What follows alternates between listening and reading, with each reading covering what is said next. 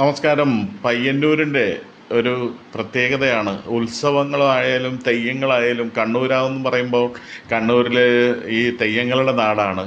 ആ, അതുപോലെ തന്നെ ഉത്സവ രാവുകളിൽ ഇതേപോലത്തെ വളരെ ശ്രദ്ധയാർജിക്കുന്ന ഫ്ലോട്ടുകൾ കൊണ്ട് ഇവർ വളരെ മോടി പിടിപ്പിക്കാറുണ്ട്. ആ ഓരോ ഉത്സവങ്ങളും അത്ര കണ്ട് അത് ജാതിമത വ്യത്യാസമില്ലാതെ എല്ലാവരും തന്നെ ആ പയ്യന്നൂരിൻ്റെ ഒരു പ്രത്യേകതയായിട്ടാണ് എനിക്ക് തോന്നിയത് ഇവിടെ. അപ്പോൾ ഇതിനകത്ത് തെക്കൻ ജില്ലയിൽ നിന്ന് ആരോ നിർമ്മിച്ച ഫ്ലോട്ടുകളാണെന്ന് തോന്നുന്നു. ഇവിടുത്തെ ഉത്സവരാവുകൾക്ക് പങ്കെടുക്കുവാനായിട്ട് ഏതാണ്ട് 300-350 കിലോമീറ്ററോളം സഞ്ചരിച്ചാണ് ഇവിടെ എത്തിയിരിക്കുന്നത് തോന്നുന്നു.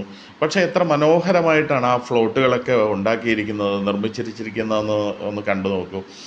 ശിവൻ്റെ രൂപമുണ്ട്, ദേവിയുടെ രൂപമുണ്ട്.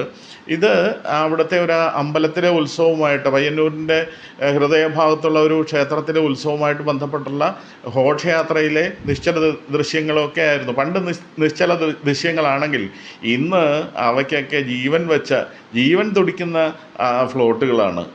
ദേവീ ദേവന്മാരെയൊക്കെ നമ്മൾ കഥകളിലൂടെയൊക്കെ കണ്ട് മനസ്സിലാക്കിയിരിക്കുന്ന ഹനുമാനും ദേവിയും അതുപോലെ തന്നെ രാമനും ലക്ഷ്മണനും ഒക്കെ ഈ അതിന് യന്ത്രസഹായത്തോടുകൂടെ ടെക്നോളജിയുടെ ആ ഒരു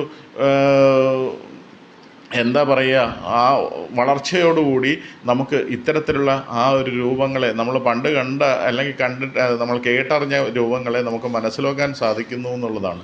അപ്പോൾ എല്ലാവരും കൂടി ജനനിബിഡമായിട്ടുള്ള ആ റോഡുകളിൽ കൂടി കുട്ടികളുടെ ഡാൻസ് ആണെങ്കിൽ ശരി, അത് ഒരു ഓപ്പൺ സ്റ്റേജ് വണ്ടി അതിന് വേണ്ടിയിട്ട് തയ്യാറാക്കിയിരിക്കുകയാണ്. അതിനകത്ത് വർണ്ണരാജികൾ വിരിയിച്ചുകൊണ്ട് എന്താ പറയുക, ലൈറ്റുകളുടെ ക്രമീകരണങ്ങളും പാട്ടുകളുമൊക്കെ ഉണ്ട്. ഈ പാട്ടുകൾ വരുമ്പോഴത്തേക്കും നമുക്കതിനകത്ത് ഇടാൻ പറ്റുന്നില്ല, കോപ്പിറൈറ്റിൻ്റെ ഇഷ്യൂ ഉള്ള കാരണമാണ് അത് ഇടാത്തത്.